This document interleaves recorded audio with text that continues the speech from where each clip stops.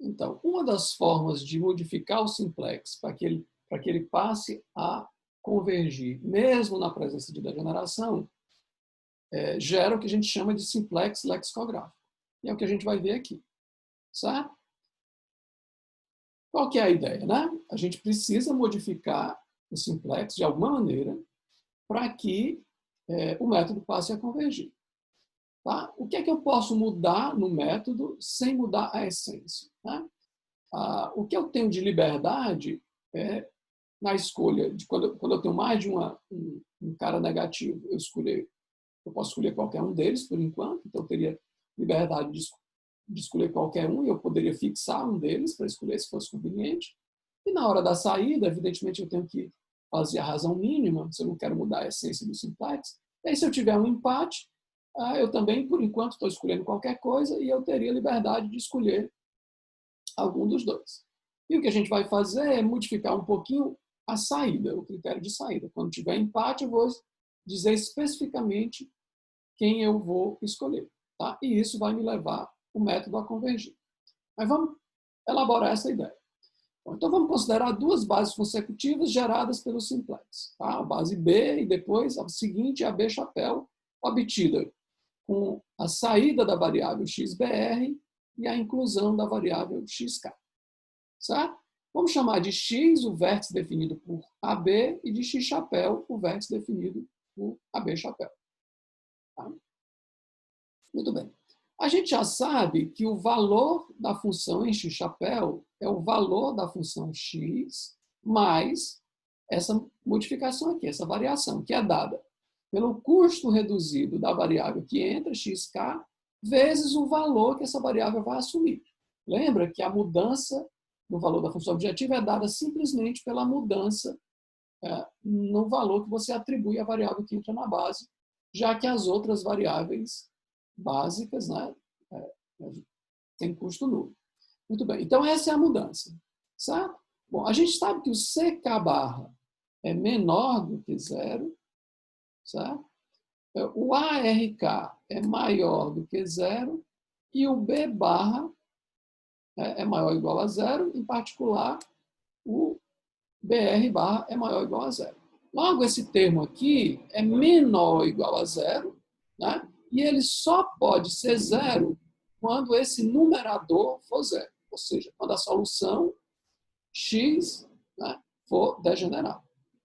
Então, isso que eu estou dizendo aqui, então, o Z chapéu o Z de x chapéu é sempre menor ou igual do que o Z de x, né, porque esse cara é menor ou igual a zero, e ele só vai ser igual quando o BR barra for zero, o que significa dizer que, na verdade, o ponto x chapéu é o mesmo ponto x, porque o tamanho do passo que você deu for zero. Então, você tem essa situação geral, que é sempre menor ou igual, e aí ele vai ser igual apenas se isso acontecer. Né? É evidente que, se ele for estritamente menor, eu sempre, né, eu garanto a convergência, porque eu estou dizendo que eu vou sempre para um vértice melhor do que o anterior. Né, e o número de vértices é finito.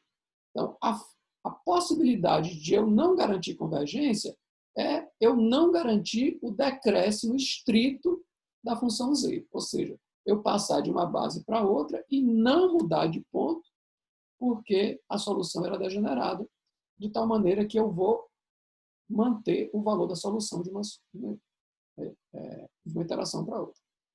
Então, por outro lado, apesar do ponto não mudar, a gente sabe que a base muda.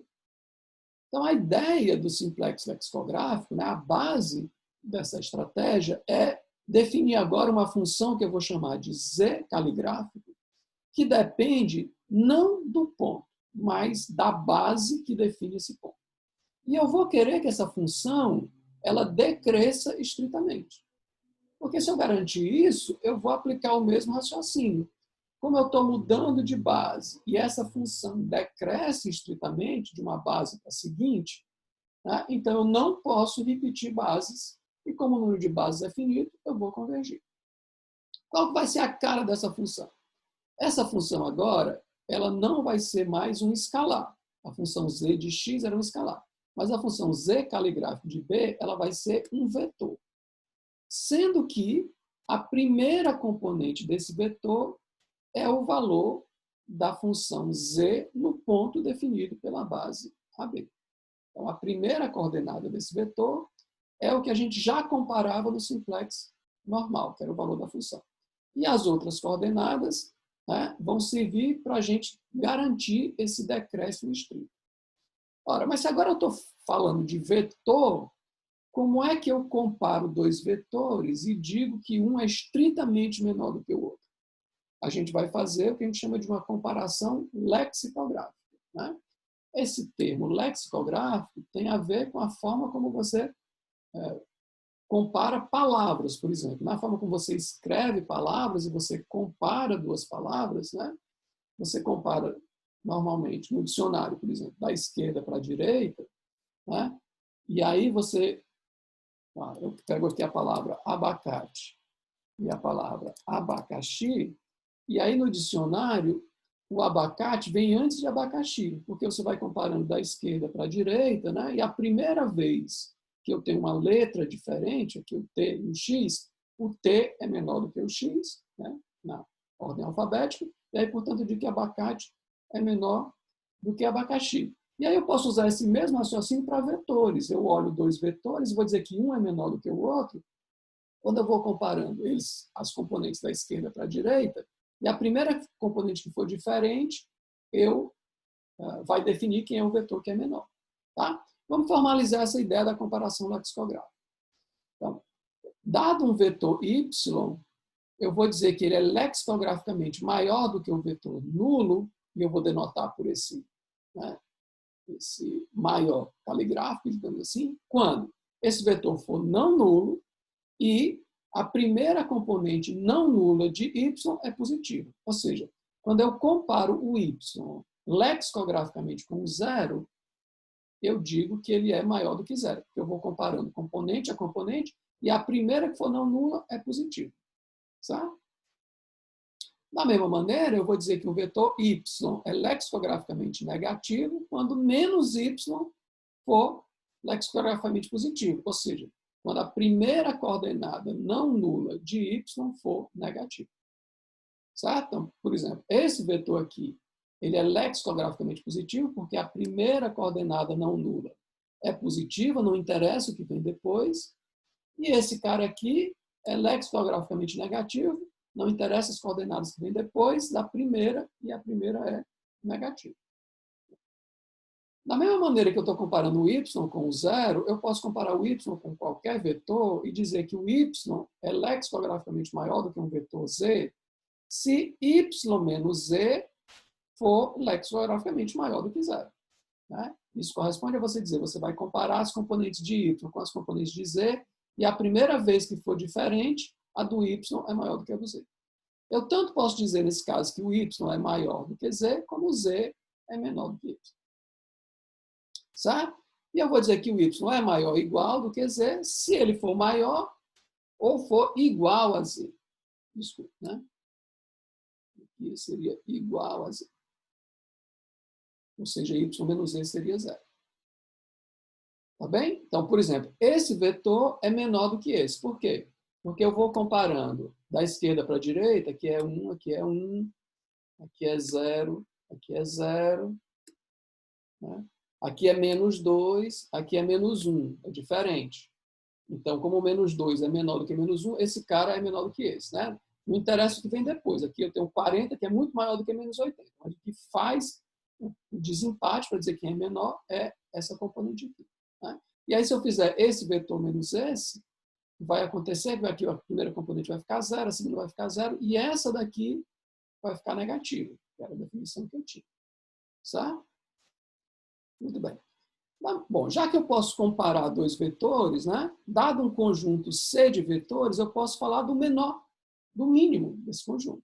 Certo? Eu vou falar do mínimo lexicográfico. Então, o Y é o mínimo lexicográfico, eu vou denotar assim, num conjunto C, se o Y pertence a C, evidentemente, e ele é menor ou igual, lexicograficamente falando, do que todos os outros elementos de C.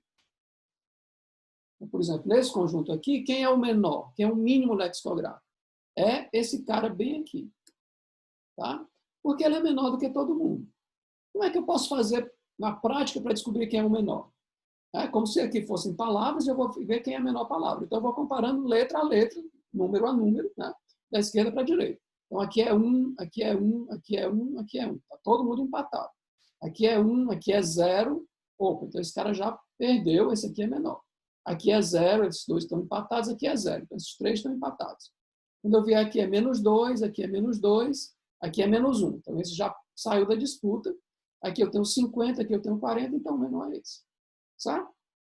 Bom, então, formalizamos o conceito de comparação lexicográfica, né, e mínimo lexicográfico. Bom, e como é que a gente aplica isso no simplex? Como eu disse, a gente vai mudar só o critério de saída da base. A gente vai continuar escolhendo a variável a entrada da base da mesma maneira, ou seja, alguma variável com custo reduzido negativo, tá? E eu vou escolher para sair da base de uma outra forma. Como é que a gente escolhe atualmente? É o critério da razão mínima, né? Eu pego os BIs, que é o lado direito do tablô, sobre os A e Ks, que são os caras da coluna K, da variável que entra, né? Só os positivos e pego a menor dessas razões, isso indica a variável a sair da base. Tá? Como é que a gente vai fazer agora? É claro que se eu tiver só um índice que fornece essa razão mínima, eu não vou poder fazer nada, senão eu vou gerar um ponto inviável. E a ideia não é modificar o simplex a esse ponto. Eu quero manter a mesma mentalidade, de continuar olhando vértices do conjunto viável. Mas e se existe mais de um elemento que fornece a razão mínima? Para evitar a ciclagem, a gente vai definir um desempate. A gente vai definir exatamente qual dos caras que dá a razão mínima que eu vou escolher. E a gente vai ver que isso faz com que, se eu estabelecer um critério bem preciso, como a gente vai fazer aqui, isso faz com que eu não cicle. Certo? Bom, como é que vai ser isso? Vou chamar essa coisa de critério lexicográfico. Então, eu vou escolher uma matriz D de ordem M quadrada, né, invertível. Certo? E vou definir essa matriz aqui, R, né, de right, de lado direito, formado por B e D. É como se eu tivesse, além do lado direito, no sistema AX igual a B, né, além do lado direito, aqui,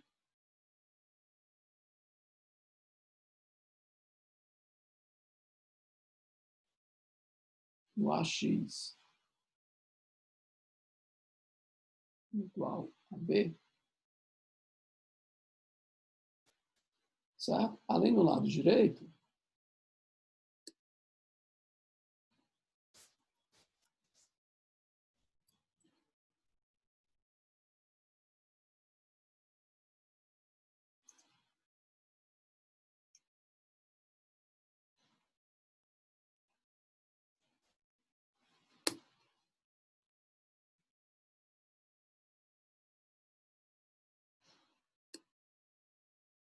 difícil.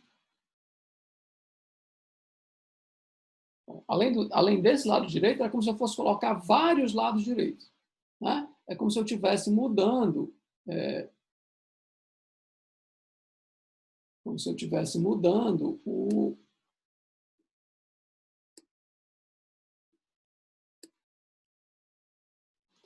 como se eu estivesse mudando a distância dessas retas para a origem. Né? É como se eu estivesse deslocando elas do ponto para tentar fazer com que aquele ponto não fosse sobredeterminado. Bom, isso é só uma ideia geométrica, mas deixamos isso para lá. Vamos falar precisamente como é que vai funcionar. Então, eu tenho essa matriz D, né, que é formada pelo lado direito, e mais esse conjunto de M colunas. Eu vou usar aquela mesma notação barra, né? D barra vai ser AB-1 vezes D, e R barra vai ser AB-1 vezes R, ou seja, R barra vai ser a primeira coluna, o B barra, que é AB-1B, e as outras colunas vão ser dadas por essa matriz aqui, as colunas dessa matriz. Certo? Eu vou denotar por R barra I a iésima linha de R barra, ou seja, é a iésima componente de B barra e depois a iésima linha de D barra. certo?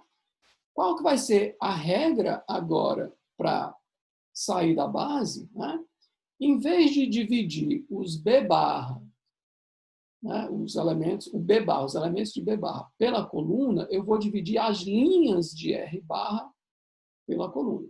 Então, eu vou pegar cada linha da matriz R barra, que é um vetor agora, dividir pelo elemento correspondente na coluna K, da variável que entra, isso me dá um vetor só pelos positivos, e pegar o menor dos vetores, lexicograficamente falando.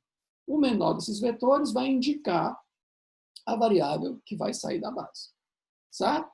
Então, isso é a regra que a gente vai usar. Eu quero falar duas coisas sobre essa regra. Primeiro, que ela vai definir um desempate. Certo? Ou seja, na verdade, as duas coisas têm a ver com isso. Eu vou escolher uma das variáveis que eu já poderia ter escolhido no simplex anterior. Isso é a primeira coisa, dizer que eu não vou mudar o método. E depois eu vou dizer que isso aqui vai estabelecer exatamente uma delas para encontrar. Isso vai ser importante na prova de convergência. Tá? Então, só trocando aqui, né, a linha R da matriz R grande, ela pode ser vista como sendo deslembrada dessa maneira. A componente R do vetor B e a linha R da matriz D. Tá? Vou tentar fazer aqui graficamente como é que é isso. No simplex normal, eu tenho aqui o tabuleiro original, né? Aqui eu estou individualizando a coluna AK, o vetor B barra. Eu faço as operações de pivoteamento, obtenho a coluna A barra K, né? E o vetor B barra. E como é que eu faço a razão mínima? Né? A razão mínima, eu divido esses caras por esses aqui, pelos positivos. Né? Isso no simplex normal. Então, por exemplo, eu tenho, se esse cara aqui for positivo e esse cara for positivo, eu comparo BI sobre AIK com BR sobre ARK e pego o menor deles, digamos que aconteça aqui o menor de todas as razões positivas. Como é que eu vou fazer agora? Eu tenho aqui o tabuleiro que eu já tinha antes e eu estendo esse tabuleiro, em princípio vamos pensar que é assim, com essa matriz D. Faço as mesmas operações elementares que eu fazia naturalmente e aqui eu obtenho, né, a coluna K da matriz A barra, o vetor B barra, e aqui eu tenho AB menos 1 vezes D, que é o que a gente chamou de D barra. O que é que eu vou fazer agora? Né? Eu vou dividir as linhas dessa matriz pelas componentes aqui positivas dessa coluna. Certo? Então, digamos que eu tenho aqui uma linha I dessa matriz, que é composta por BI, BI barra e DI barra. Vou dividir por isso, isso dá um vetor. E aí depois eu pego essa outra linha, isso aqui também é positivo, eu divido e comparo essas duas linhas lexicograficamente, esses dois vetores lexicograficamente, e vejo quem é o menor. Olha, como é que a gente compara lexicograficamente, digamos, esse vetor dividido por isso com esse vetor dividido por isso? A comparação lexicográfica é a primeira componente. Então, é isso dividido por isso, com isso dividido por isso. Se der empate, eu vou para as próximas componentes. Se não der empate, ou seja, digamos que o BR sobre RK já for menor do que o BI sobre o AIK, então esse cara aqui já saiu da comparação lexicográfica, né? Já perdeu. Então isso significa dizer que eu estou usando, em princípio, o mesmo critério de antes, porque eu estou dividindo primeiro isso por isso e isso por isso e comparando. Se der empate, eu vou para a primeira componente daqui, né? Que seria o elemento DI1. E vou dividir o DI1, da primeira coluna de D, por AIK. DR1 por ARK. Se continuar dando empate, eu vou para a próxima coluna. Se não, eu já decidi pelo menor. Certo? Então, é isso que vai acontecer. Bom, e aí eu vou mostrar que eu vou ter uma escolha única no próximo slide. Esse mínimo lexicográfico é único. Tá? Ou seja, a razão lexicograficamente mínima, ela é única. Bom, vamos supor que não.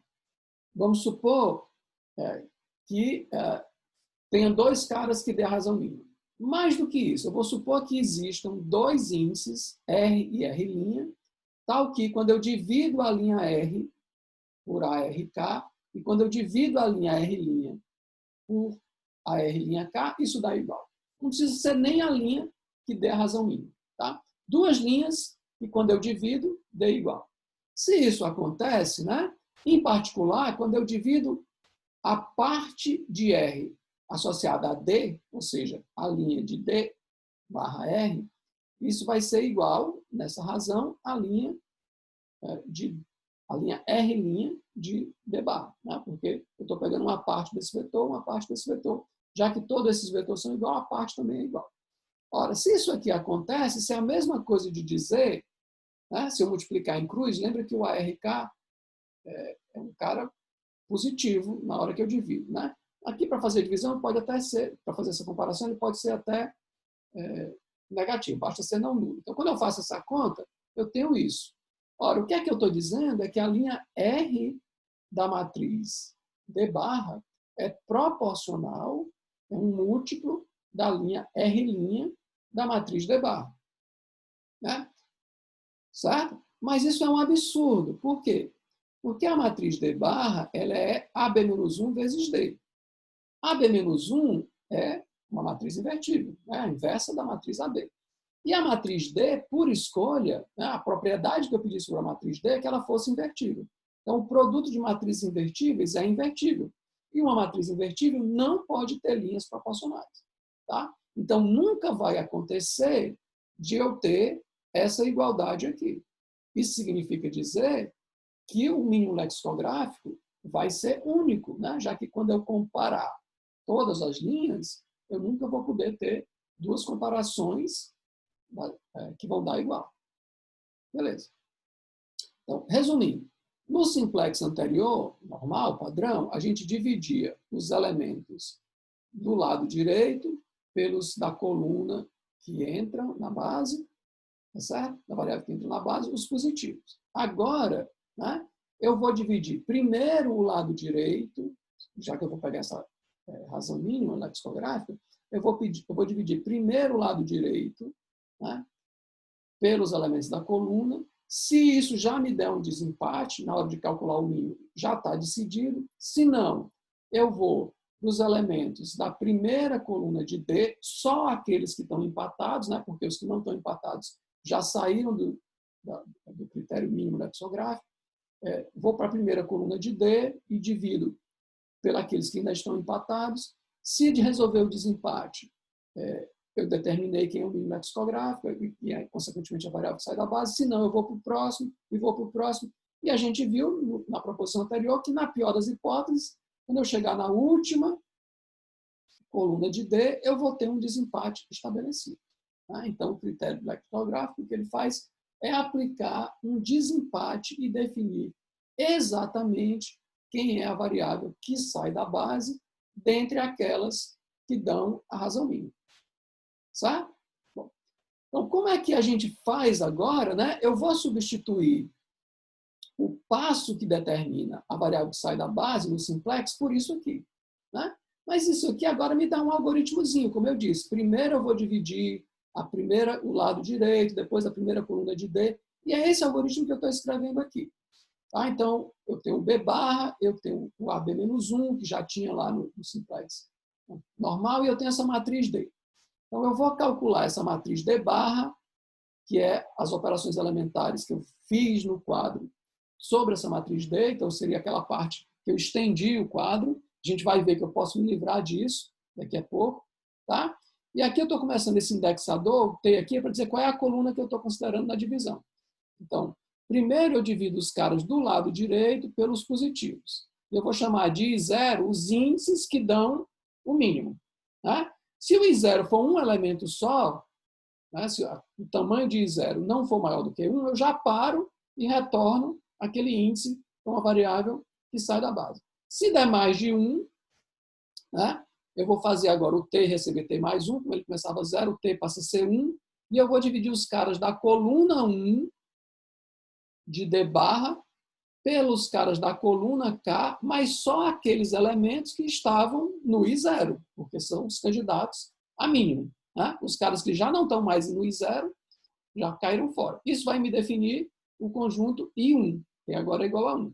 Se o I1 tiver um único elemento, eu paro e retorno esse elemento. Se não, né, eu vou fazer agora o T igual a 2, porque eu vou pegar os caras da segunda coluna de D barra dividir pelos caras da coluna K só os caras que estavam em I1, ou seja, os que são ainda candidatos a sair da base, e defino o I2. E assim vai chegar um momento, algum T, onde tem um único elemento, e aí eu paro e retorno.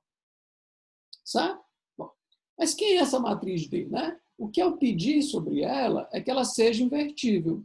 Então, se eu fizer uma escolha inteligente da matriz D, pode ser que eu elimine essas contas que eu tinha que fazer antes, o que já é uma economia. Essa parte aqui da divisão é coisa simples, né? Então, uma escolha trivial é eu pegar a matriz D como sendo a identidade, certo? Que é uma matriz invertível. Né? A identidade é uma matriz que vai estar presente no quadro, naturalmente, certo? Então, significa dizer que, em vez de estender o quadro para ter outras colunas, eu posso pegar colunas que já estão no quadro. De uma maneira mais geral, eu posso escolher D como sendo uma base de A, porque é uma matriz invertível. Ou seja, eu posso pegar D como sendo uma coluna que já está no tablô. Então, se eu pegar D como uma matriz que já está no tablô, né? Se eu pegar D como sendo uma matriz que já está no tablô, então eu não preciso dessa parte, ela já vai estar aqui dentro. As colunas que eu vou usar para o desempate já vão estar no próprio tablô que eu vinha determinando, calculando no simplex. Certo? E aí significa dizer que agora, né, o algoritmo fica um pouco mais simples. Né? Eu entro com o B barra e as colunas atualizadas, tá, que formavam a base que eu escolhi, pode ser a primeira base, né, já que eu vou para começar o processo.